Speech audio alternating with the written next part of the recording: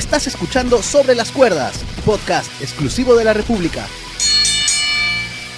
¿Qué tal, amigos? ¿Cómo están? Bienvenidos a un nuevo episodio de Sobre las Cuerdas, el podcast de lucha libre de La República. Y Libero Julio Estrada los saluda. Y hoy vamos a continuar con este conteo que le habíamos dejado un poco en stand-by de los mejores campeones década por década.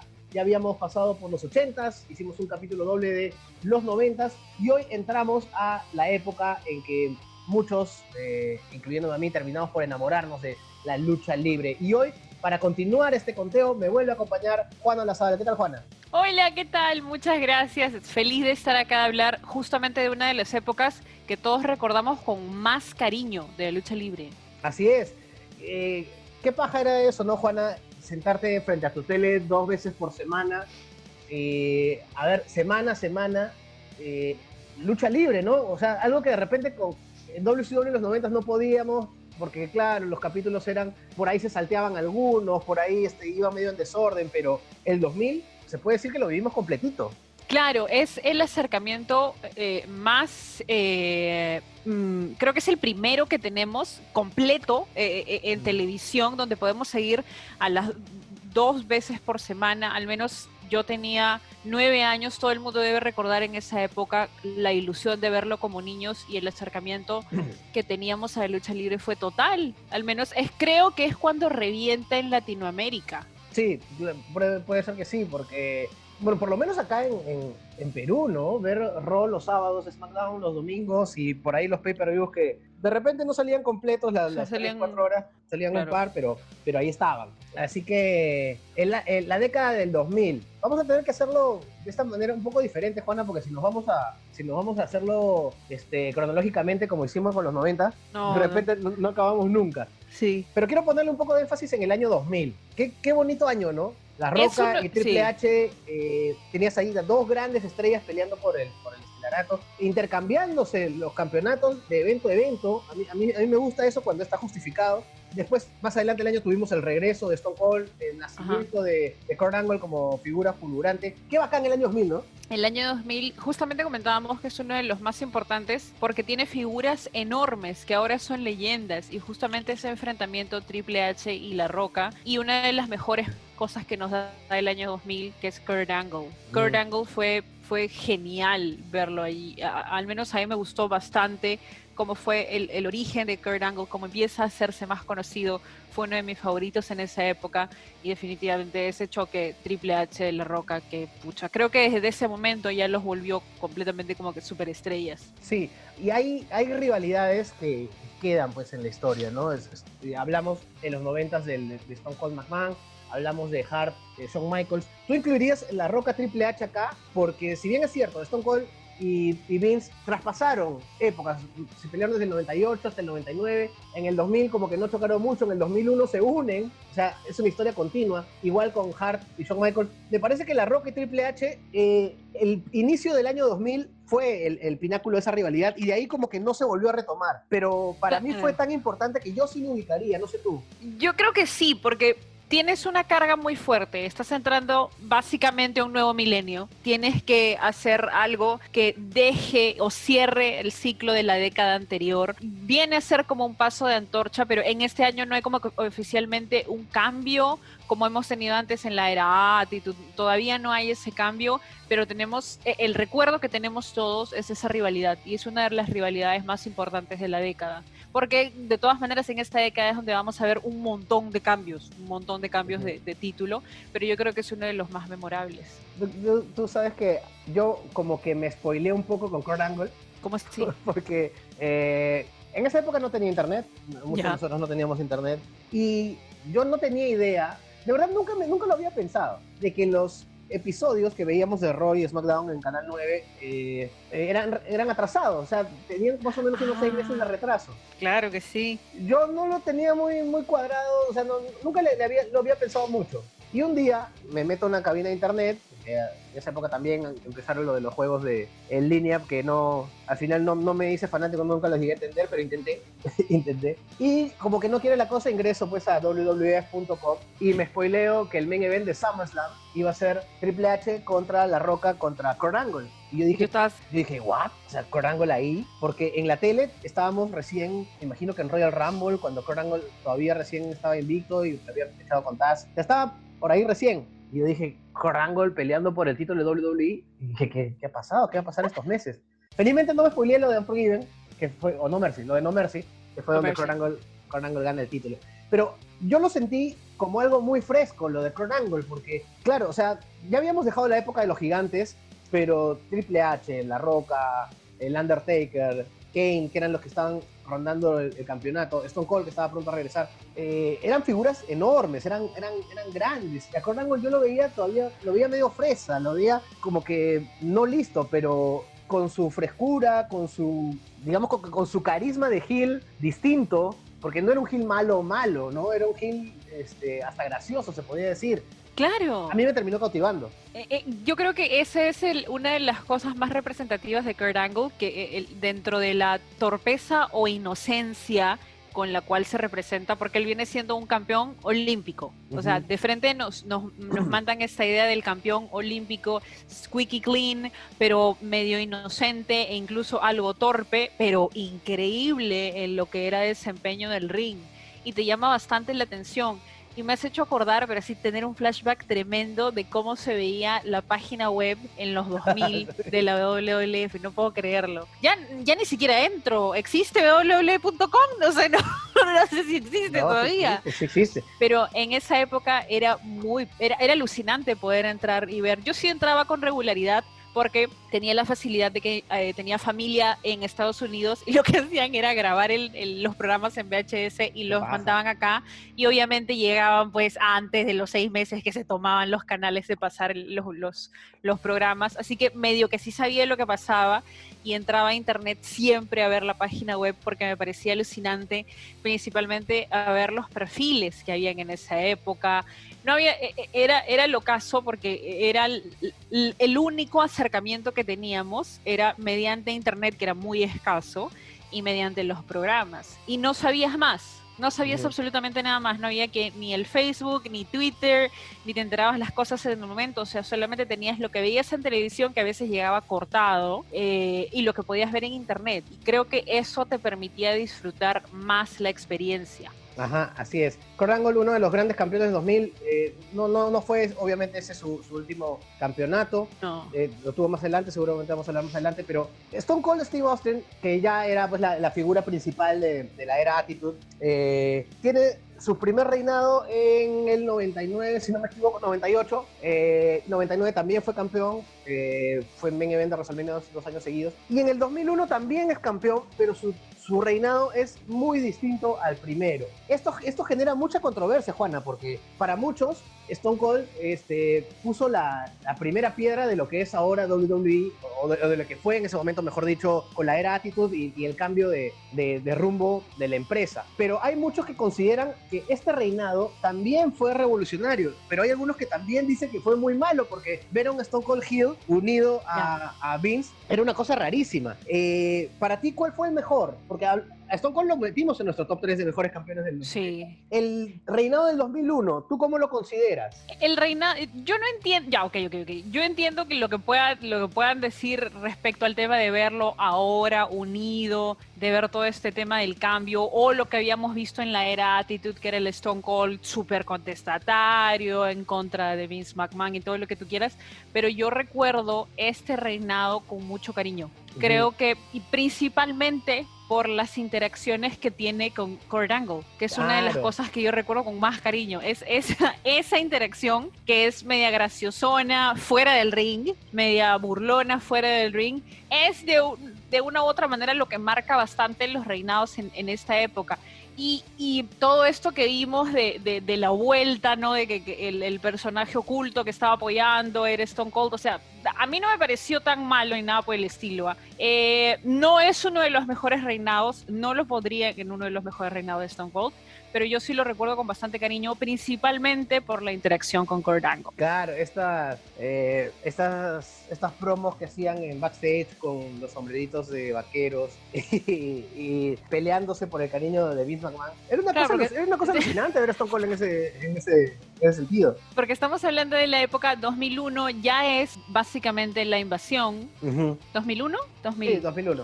Ok, 2001. Ya es básicamente la invasión. Estás con todo el tema de visibilizar esta especie de invasión de las otras empresas. Hay todo este ángulo en el cual ves a la familia enfrentada. Hay mucho tema familiar incluso. Algo que me llamaba bastante la atención en esa época era que yo lo veía como una niña, pero cuando mi papá lo veía me decía, pero esto parece una novela. Uh-huh. Porque veías pues a Stephanie enfrentada, Stephanie por una marca, Shane con la otra marca y todo este tema que parecía sacado de Dinastía, para mí era el ocaso, porque era súper llamativo y de verdad te creías en ese momento, pucha, la familia se está peleando por las 3 marcas, ojalá se gane, o sea, todo esto que de verdad te creías y me parecía alucinante, al menos a mí me gustó bastante, harto. Y la invasión, por cierto, en la República.p/podcast están ya los más de 100 episodios sobre las cuerdas. Le hemos dedicado 2 programas a analizar lo que fue y lo que pudo ser la invasión, que es un tema para profundizar siempre. Después de 20 años sigue generando debate. Pero lo que la invasión nos preparó, mejor dicho, fue para lo que vino después, ¿no? Esto que terminó revolucionando para mí la lucha libre, que es tener 2 marcas y tener 2 campeonatos mundiales. Durante la invasión tuvimos 2 campeones mundiales. Sí. Por un lado teníamos al campeón de WWE y por el otro lado teníamos al campeón de WCW interactuando en el mismo programa. Pero lo curioso era que cuando La Roca era campeón de WCW no chocaba mucho con Stone Cold, ¿no? Que era el campeón de la federación. Y yo decía, que se me echen puesto una vez. O sea, de repente ese fue lo primero. Y yo te soy sincero, Juana, a mí al principio no me convenció para nada la idea de tener 2 campeones y 2 marcas. Porque, al principio, ojo, porque o sea, para mí el campeonato es el fin supremo. O sea, todos los luchadores deberían en algún momento tener la ambición de llegar a ser el campeón, o sea, el único, el de arriba. O sea, esto no es como los supercampeones que empatan y los 2 son campeones, no, pues. Ese era mi pensamiento en ese momento. Ya cuando se hace la separación de marcas y uno puede ver que las historias se desenvuelven de manera individual, ya uno lo va comprendiendo, lo va entendiendo y lo va disfrutando. Pero para ti, ¿cómo fue este golpe? Ya, yo tenía el mismo concepto, porque al menos los que crecimos viendo el tema del título se veía como el oro supremo, no había nada más grande que ganar un título. Y el tema de que tengas 2 campeonatos para 2 marcas lo hacía como que medio...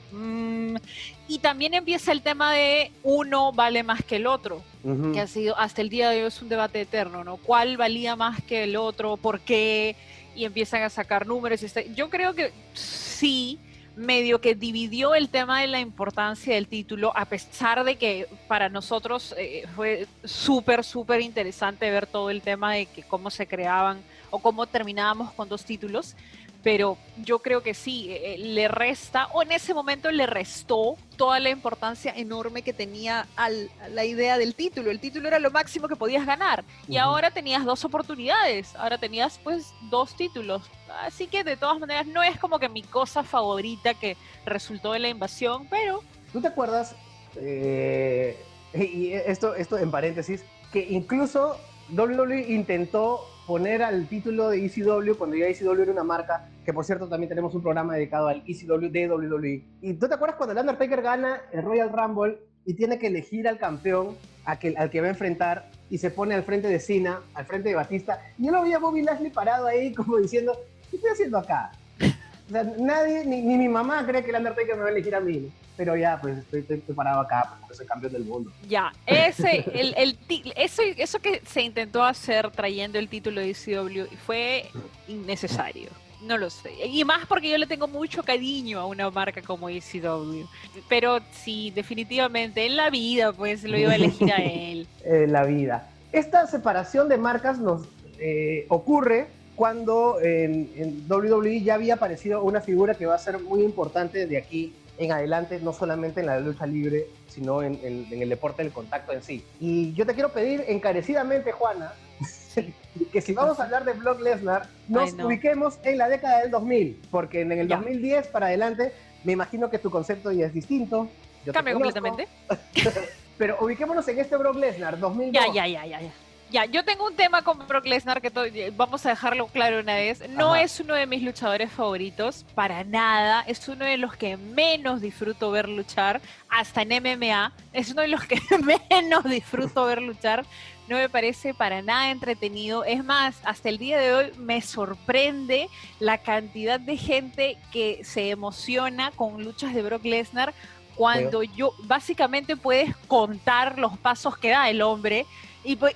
A mí me parece uno de los luchadores, en mi opinión, uno de los luchadores más repetitivos, más aburridos, y fuera del ring tampoco tengo un buen concepto de él. Así que, y yo sé que esto se exacerba en la década de los 2010, así que no vamos a tocar eso.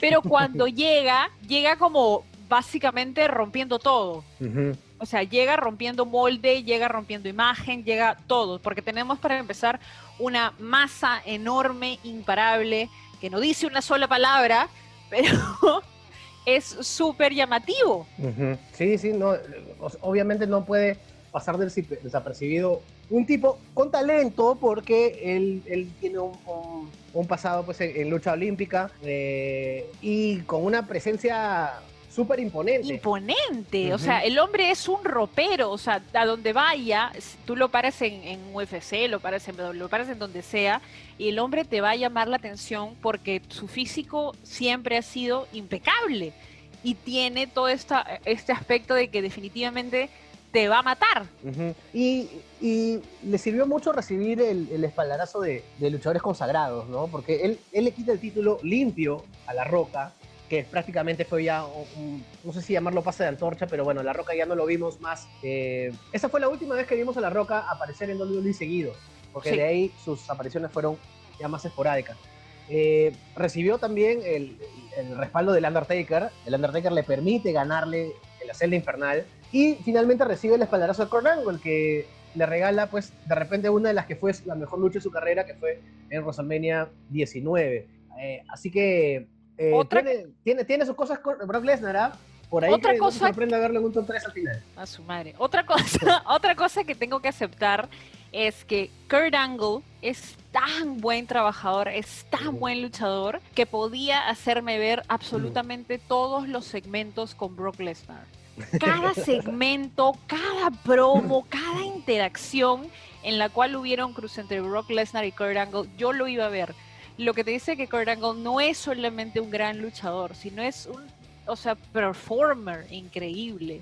Te llamaba mucho la atención para verlo. Brock Lesnar, llega, creo que se ve exactamente igualito como está ahora. Estoy tratando de buscar una foto de cómo llegó y se ve igual. El hombre no ha envejecido, pero ni un día. De verdad. Un poquito se nota, pero... No, Kurt Angle es el que se le nota bastante. Ah, sí, en Kurt Angle sí. La Roca se aleja con La Momia, o sea, cuando empieza su carrera en el cine. Maldita momia. La maldita momia, en el 99. Claro, en la Momia 2, después no, él hace el Rey Escorpión. En La Momia es donde sale por primera vez él al final, ese es en el 99, y el Rey Escorpión es 2 años después, 2001, por allí. Uh-huh. Ya, pues entonces ahí empieza su carrera. Creo que la para del Rey Escorpión fue precisamente cuando él termina WrestleMania en el 2001, y él tiene toda esta para hasta más o menos SummerSlam, ya entrada la invasión. Creo que es por eso. Me parece porque se va a filmar. Bueno, antes las películas sí demoraban más en filmarse. Yo no sé por qué, porque sale un ratito nada más en La Momia 2. Y el CGI. No entiendo. Con el peor CGI de la historia. El CGI. No entiendo qué se demoraron. Pero bueno, en SmackDown teníamos A ver, ¿tú concuerdas, Juana, con lo que decía mucha gente? Que en SmackDown teníamos de repente un poco más del talento luchístico, porque teníamos a Brock Lesnar y Kurt Angle luchando por el título, y más abajo en la división en parejas pues teníamos pues también Benoit con Angle, Edge, Rey Mysterio, los Guerreros. O sea, teníamos el talento de lucha, mientras que en Raw teníamos más la historia y el entretenimiento. ¿Por qué? Mientras Brock Lesnar opta por irse a SmackDown, en Raw tenemos a Triple H con el inicio de lo que se denominó el reinado del terror. Creo que vamos a profundizar en el reinado del terror en un programa aparte para saber exactamente si fue o no fue de terror, pero para ti fue eso. Mientras que veíamos más lucha libre que SmackDown, en Raw teníamos a Triple H, Shawn Michaels, por ahí Goldberg también termina apareciendo en el año 2003. Teníamos más historia, más entretenimiento. Ya, justamente esto es lo que yo mencionaba, el tema de que hayan dos marcas y que las marcas terminen por separarse como dos entes completamente distintos, es que terminas teniendo esta especie de competencia. Y a punto personal, yo disfrutaba mucho más ver SmackDown que Raw. Y creo, sí, definitivamente. ¿Por qué? Por el tema de que justamente Raw estaba enfrascado en un tema de historias, en un tema de interacción, mientras que en SmackDown tenías a nombres bastante interesantes y había como que más lucha, por así decirlo, y estaba uno de mis luchadores favoritos en ese momento, que era Eddie Guerrero, quien es una de las razones por las cuales yo siempre he podido ver a Brock Lesnar gracias a otros luchadores, y otro de los luchadores que logró que yo vea todo un feud, toda una rivalidad entre dos luchadores fue Eddie Guerrero. Puedes decir feudo, Juana. Ya, no, es incorrecto. Ya estamos haciendo las gestiones ya con la RAE. No, con la RAE, no es incorrecto. Reniego, feud, está mal. No, sí, no. Ya lo voy a aceptar, ya. Igual, ahí. También yo soy la pesada que está corrigiendo los nombres de las llaves en inglés en Wikipedia, por favor. Nos hemos juntado con la gente del lenguaje inclusivo y estamos metiendo de taquito la palabra feudo. Ya aceptaron ella, ahora sigue feudo. Ajá, exactamente. Oye, pero tú mencionabas a Eddie Guerrero y yo quiero juntarlo porque obviamente ya sabíamos que el tiempo nos iba a quedar corto. Quiero juntarlo con... me pareció similar a lo que pasó con Chris Benoit en Raw. Dos luchadores que de repente no entraban en el molde del campeonato mundial en WWE, pero que a base de su talento, su conexión con el público, lograron cambiar todo. Por WrestleMania 20, para mí es un punto de quiebre total. Porque a partir de WrestleMania 20, en que Eddie Guerrero es campeón y Chris Benoit en Raw, se abre el abanico para luchadores que de repente decían, no, campeón del mundo no la hago, esta Triple H.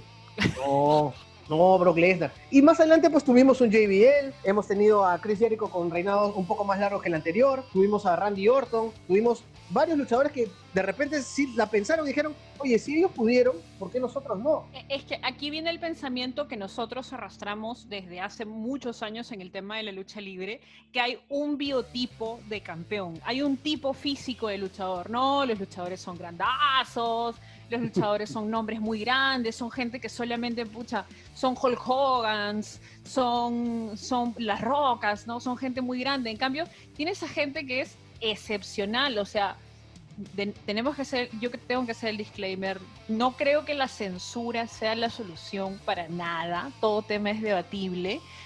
Benoit cometió el crimen que cometió, es un monstruo, será un monstruo por el resto de la historia, pero es un genio dentro del ring. Uh-huh. Toda la vida, la lucha que pongas, Pegaso, todo lo que tú quieras, ha sido un genio en el ring.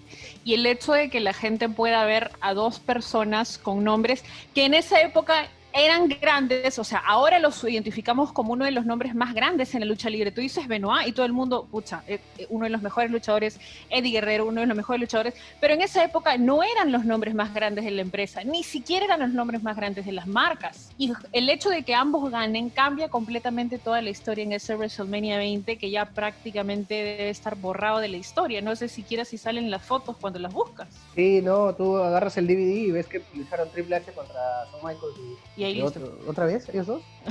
Le repito. Un saludo, quiero mandarle un saludo a mi amigo Justin, que él todavía piensa que incriminaron a Benoit. Uy, no, Dios mío. Claro, ¿Dónde escuchó eso? Y fue una polémica muy grande, que la pueden escuchar en la República.p, la podcast, donde también hemos hecho un episodio sobre el crimen de Chris Benoit. Y también tenemos un episodio sobre Eddie Guerrero y su legado, que ahí hay bastante por escuchar. Juana, te transporto al año siguiente, porque si Benoit y Guerrero rompieron el molde, al año siguiente, en el mismo evento, en WrestleMania, se da el paso de antorcha, o así lo considero yo. Cuando WWE se sienta y dicen, ya muchachos, Triple H, muy bacán, todo lo que tú quieras, Chris Benoit fue campeón, ya no tenemos a Goldberg, ya no tenemos a Lesnar, necesitamos la nueva cara de WWE. Tenemos a un tipo en SmackDown que está volando en popularidad y un tipo en Raw con las condiciones que nosotros lo podemos convertir en el nuevo monstruo. Y los eligen y los dos ganan el campeonato en situaciones similares. Y de hecho, el principio de sus carreras como campeones son parecidos. Estoy hablando de Batista en Raw y John Cena en SmackDown. Yo te soy sincero, Juana, yo a Batista desde que lo vi dije, sí, este tipo puede ser. John Cena no todavía, no me pensé que le iba a ser más difícil, pero el tiempo terminó por dándome la contra. John Cena creo que es innegable, ¿no? Que es una de las grandes estrellas que ha salido de WWE en su historia. Ojo, este es el inicio de la época de las redes sociales. Por lo tanto, este es el inicio de una de las épocas más criticadas por el fanático a la milésima, o sea, multiplicado por 1000. Esta es la época en la cual inician los foros, inician los grupos de chat, tenemos el Reddit, Facebook, por lo cual el fanático empieza a tener esta sensación de poder, no es real, por favor, en la cual empiezan a criticar a ambos, tanto a Batista como a John Cena. En mi cuando el inicio, o sea, cuando yo lo vi, John Cena tampoco me llamaba la atención para nada. Yo sé que había muchas personas que les parecía súper entretenido, pero a mí me parecía bastante aburrido en esa época. Batista sí me parecía de esta misma línea que solemos tener Goldberg, Brock Lesnar, Batista, este tipo imponente que simplemente lo pones en cualquier lado y donde sea se va a ver bien y va a llamar la atención, pero John Cena como que no terminaba de cuajar, es como que hay algo que alguien está viendo en él y que nadie más ve, pero terminó siendo el hombre que se levantó la empresa en la espalda por años y que le dio de comer a muchísima gente y que terminó por volverse uno de los nombres más grandes. Es increíble que haya pasado tanto tiempo, no puedo creerlo. Y creo que el tiempo pone las cosas en su lugar, ¿no, Juana? Porque ahora ya Cena es respetado, cuando regresa a WWE, su recibimiento ya no es como el de antes. No. Juana, tú y yo hemos cantado el famoso John Cena Por supuesto. Perú Wrestling. Un saludo a Perú Wrestling. Que todavía sigue sosteniendo que el John Cena Sox nació en Perú y yo creo que... Como el punk. Y yo creo que no sabría decir a ciencia cierta que nació en Perú, pero la primera vez que yo lo escuché fue ahí. Yo también, la primera vez que lo escuché fue en una reunión de Perú Wrestling en el John Cena Sox, y creo que ya era un tema comunitario, era un tema de mob mentality, no era como que para meterse en el chongo ya todos hay que gritar John Cena Sox, y era muy divertido en las reuniones allá en la calle de las pizzas gritar John Cena Sox, pero el tiempo nos terminó por demostrar que no solamente era un gran trabajador, era un gran elemento en el tema de la lucha libre que completamente marcó una nueva época, sino que también terminó siendo una gran persona. O sea, de todas las interacciones con todos los luchadores que tú lees, parece que es una de las personas más agradables que puedas conocer en la lucha libre. Sí, hay muchos que hablan muy bien de John Cena. Mira, Jona, ¿te parece, porque hay tantos campeones, ¿te parece que hagamos el típico top 3 y por ahí un no top 3 de los campeones que de repente no lucieron o no son tan recordados o de plano su reinado fue malo? Digo para mencionarlo, ¿no? Pero antes de entrar allá a elegir, y lo digo ¿por qué? Porque a partir de que John Cena pierde el título por primera vez, mejor dicho por segunda vez, que deja el título vacante, ya los campeonatos comienzan a cambiar de manos muy seguido. Entonces ya no se pueden hablar de reinados muy largos. Pero yo quiero mencionar a un hombre que creo que se ganó su puesto dentro de los grandes campeones de WWE y fue en esta década, que es Edge. A mí me encanta la historia de Edge porque esto de ver lucha libre desde el año 99 y por televisión nos permitió, por lo menos a mí, seguir la carrera completa de Edge. Desde que era el discípulo de Gangrel en The Brood, Edge y Christian, el intento en singles, campeón intercontinental, lesión, Edge Hill, Rated R y por fin llegar a ser campeón WWE. Yo creo que la cobrada del Money in the Bank en New Revolution debe ser uno de los campeonatos que más celebré. Debe ser, porque o sea, no me acuerdo haber celebrado tanto un cambio de manos de título. Edge crea una persona para él como campeón. Se convierte prácticamente, no sé si tú lo ves así, Juana, se convierte en la vieja confiable de WWE. Cuando necesitamos a alguien que pueda asumir la responsabilidad de ser campeón, ahí está Edge. Claro, o sea, nunca termina de cuajar esta imagen grande de Edge, o sea, no era en la época uno de los nombres más grandes, ni era como que el luchador emblemático, pero sí estoy de acuerdo con esa idea de que se convirtió en la vieja confiable, básicamente necesitas alguien que te dé un buen espectáculo, que haga que la gente se emocione, que tenga una gran reacción, vas por Edge. O sea, tiene un efecto muy, muy entretenido. Y les dio material con que trabajar a los creativos, porque teníamos campeones como John Cena, que era el G.I. Joe, que no le corría ningún reto. Tenías a Batista, que era un monstruo. Tenías a Triple H, que era estatus total. Tenías a Heels malvados y arrolladores. Pero tenías a este que si te podía encontrar un atajo lo iba a tomar. El oportunista por excelencia. Y creo que los creativos se dieron cuenta de eso y lo ayudaron.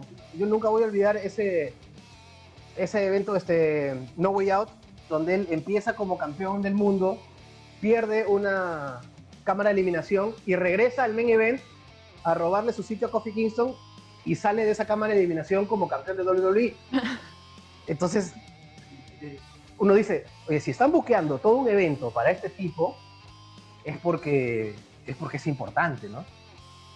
Claro, o sea, hay un tema de explotar la facilidad que tiene o las características que tiene un luchador, y el tema de Edge fue muy, muy, muy llamativo con el tema de ser el oportunista. O sea, todo era en base a eso y a nosotros nos encantaba verlo. A ver, no quiero pasar al top 3 sin antes mencionar algunos nombres que pasaron por ahí. Randy Orton, en el 2004 se intentó con él, solamente duró un mes, no cuajó muy bien el Randy Orton face, pero como heel nos demostró que es un monstruo. Fue campeón ya varias veces más durante la década del 2000. Después Jeff Hardy gana su primer campeonato también mundial en el año 2008, que era algo que muchos fans celebraron porque pasaba algo parecido con Edge, ¿no? Seguir su carrera bien de cerca. CM Punk logra también su primer campeonato, que de repente en el 2000, su corrida como campeón en el 2000 no fue tan memorable como la que fue después ya en la década del 2010, pero creo que vale la pena mencionarlo. De CM Punk, Juana, creo que vamos a hablar bastante en el siguiente programa. Hay varios nombres, pero vamos a ver si por ahí hay algunos que se nos han escapado a la hora que hagamos el top 3. La hora de la verdad, Juana. Necesito tu top 3 de la década del 2000. Ya, ok. De la década del 2000 es bien difícil hacer un top 3. Sí. Bien difícil, la verdad, pero vamos a tratar de hacer lo posible por colocarlos. Primero, yo pondría en un número 3 a Eddie Guerrero. Ajá. Yo creo que por el tema de los recuerdos, el tema emocional, sus victorias tienen un tema muy emocional con nuestra cultura, en nuestro tema. A pesar de que sabíamos completamente, no era mexicano, probablemente no hablaba muy bien español, pero lo sentíamos como un latino más y nos encantaba su presencia y tenía una carga muy emotiva todas sus luchas. No hay una sola lucha de Eddie Guerrero que tú veas que no te emocione. Paréntesis, Juana, para de repente algunos seguidores jóvenes que no han visto en su momento a Eddie Guerrero, ya tiene 15 años de fallecido. Ay, Dios mío, es cierto. Eddie Guerrero ganando el campeonato mundial. Eddie Guerrero era la selección peruana yendo al mundial. Es correcto. Correcto. La historia de Eddie Guerrero hasta el título mundial era la historia de la selección en las últimas eliminatorias. Así era. De abajo hacia arriba, de menos a más. Claro, para que se hagan una idea, era improbable, imposible, con todo lo que estaba ocurriendo alrededor, que Eddie Guerrero siquiera estuviera cerca del título, más por el tema de que estaba muy marcada esta imagen del lie, cheat and steal, venía de ser como que el latino vivo, el latino que quería como que sacarle la vuelta a las cosas, y cuando finalmente logra hacerlo, para absolutamente todos es una sorpresa enorme y es uno de los momentos más divertidos, más llamativos, más entretenidos en lucha libre, y por carga emocional y por el gran luchador que era. Yo lo voy a poner en número 3, de todas maneras. Número 3. Juana, tienes 2 minutos para tu 2 y tu top 1. Ya. Número 2, Kurt Angle. Ajá. Kurt Angle.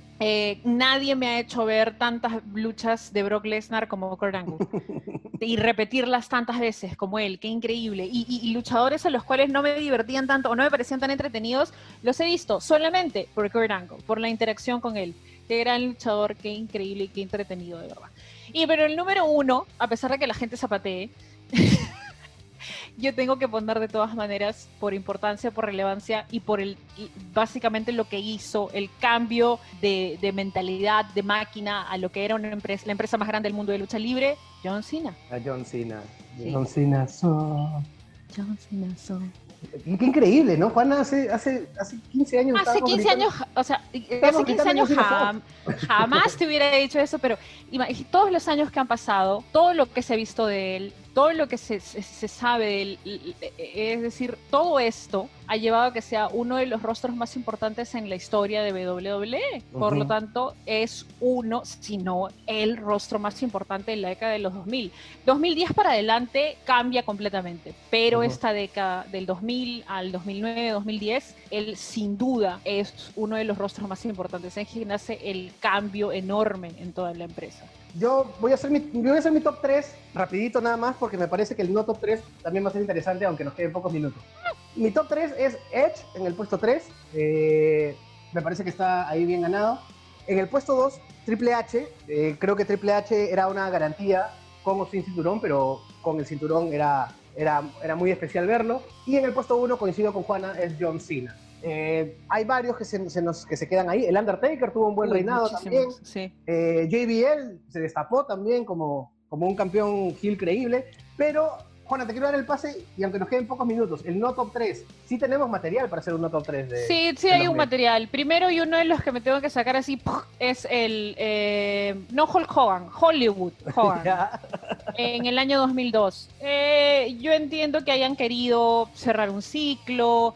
Entiendo que hayan querido traer a la nueva generación la importancia de las décadas anteriores, pero no me pareció para nada llamativo. Fue simplemente un tema de, no sé, el dream match que alguien tenía, algo pendiente que alguien tenía, y hasta el día de hoy es un reinado que yo puedo saltar, no ver o ver en highlights simplemente, y no pasa nada. Hollywood Hulk Hogan en el 2002 no me llama la atención para nada. De ahí, oye, ¿puedes creer que no recordaba que el Big Show había sido campeón en el 2002? Claro, con la traición de Paul Heyman. No recordaba. Creo que también lo incluiría allí por un tema principalmente de que se pierde y no me llamaba tanto la atención. Y ya los estoy haciendo sin ningún orden en particular. Y de ahí otro... No creo que haya habido ninguno desastroso. ¿Ha habido alguno así desastroso, así para el olvido? Sí, yo tengo 3 hasta 4. ¿Cuál? Tengo esta mención honrosa. A ver. Empiezo por la mención honrosa, que es el título de Sheamus en el 2009, que le gana a John Cena. Y a mí nadie me va a quitar la idea, Juana, de que el final de esa lucha fue bocheado. Ya, no, eso... ¡Ay, qué horrible lucha! Yo creo que con Sheamus... ¿Sabes lo que creo que quisieron hacer? Creo que quisieron hacer que los dos caigan a la vez sobre la mesa, pero Sheamus no se atinó. Sheamus no rompió la mesa y bueno, le tuvieron que dar el campeonato. Ese evento en particular fue muy, ¿cómo se dice? Decepcionante. Con mucho dolor, tengo que poner a uno de mis luchadores favoritos de todos los tiempos en el puesto 3, porque el reinado de Rey Mysterio en el 2006, creo que no lo trataron muy bien. Las primeras semanas como campeón, a Rey Mysterio lo que hicieron fue hacer que Big Show lo vapulee, hacer que el Gran Khali lo vapulee, hacer que Kane lo vapulee, y nunca me dio la impresión de que terminaron, entre comillas, respetando lo que había logrado Rey Mysterio. Ojo, Rey Mysterio es uno de mis luchadores favoritos de todos los tiempos. En el puesto 2, Juana, está el reinado del Gran Khali en el año 2007, cuando Edge deja vacante el título y le dan al Gran Khali el título ganando una batalla real. Ya. Creo que no hay mucho que comentar, ¿no? Es el Gran Khali. Traumas que había borrado yo con el tiempo, no recordaba para nada eso. Ok, este sí es olvidable. Es más, sí. Toda esta, hay una lucha en particular que fue dolorosa de ver. Claro, pues John Cena contra el Gran Khali, que fue pero terrible. Si no me equivoco, en One Night Stand, un Last Man Standing, creo. Creo que sí. Y creo que esa es la mejor lucha de Khali. ¿Cómo es posible? Es más, creo que ni siquiera la terminé de ver, fue bastante doloroso. O sea, si hay una lucha que es dolorosa de ver, es esta. Y obviamente no se puede hacer ningún comentario. O sea, ¿qué vas a decir? Es el Gran Khali. Ahora Khali es grandazo. Yo lo vi cuando vino acá en SmackDown, en el 2007. Y el puesto 1, más que todo por la oportunidad perdida que fue, que pudo cambiar una carrera, pudo cambiar todo en WWE y que al final se fue al tacho, por una tontería, por una travesura. Creo que ya sabes de quién hablo. Hablo del reinado de Rob Van Dam en el año 2006. ¡Oh, no! Yo no, escúchame, no hay forma alguna que mi corazón... Yo soy hiper fanática de Rob Van Dam hasta el día de hoy. Y no lo hubiera incluido, pero sí es cierto. Qué injusto. O sea, qué tonto también. Sí, porque, Juana, nosotros nos conocemos, tú sabes que yo soy un convencido de las libertades de la gente en consumir lo que se le dé la reverenda gana, pero cuando eres el campeón del mundo, después de tanto luchar, de tantos años, y perder el título por un escándalo de esa magnitud, que de verdad para mí ni escándalo debió ser, pero bueno, pasó, eran otras épocas. Creo que lo estoy ubicando más que todo por la oportunidad perdida, ¿no?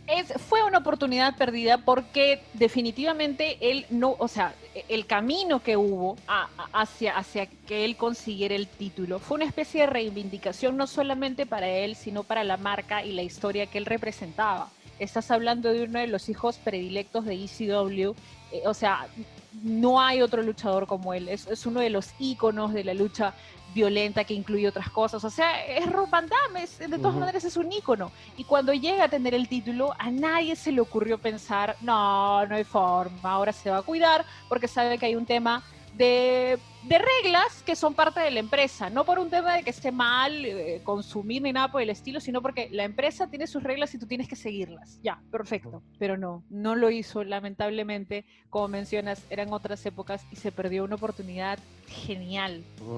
Qué pena, pero bueno, así es la historia de la lucha libre. Juana, creo que nos llega la década más difícil, que ya la veremos la próxima semana. Gracias por acompañarnos una vez más. No, muchísimas gracias a ti, feliz de estar acá. Ajá. Y nos escuchamos la próxima semana en otro episodio de Sobre las Cuerdas. A la gente que nos está siguiendo por el Facebook y YouTube del Libero, ya saben que a nosotros nos encanta leer sus comentarios para ustedes. ¿Quién fue el mejor campeón de la década del 2000? Nos escuchamos la próxima semana con la década del 2010. ¡Chao! Acabas de escuchar Sobre las Cuerdas, podcast exclusivo de La República.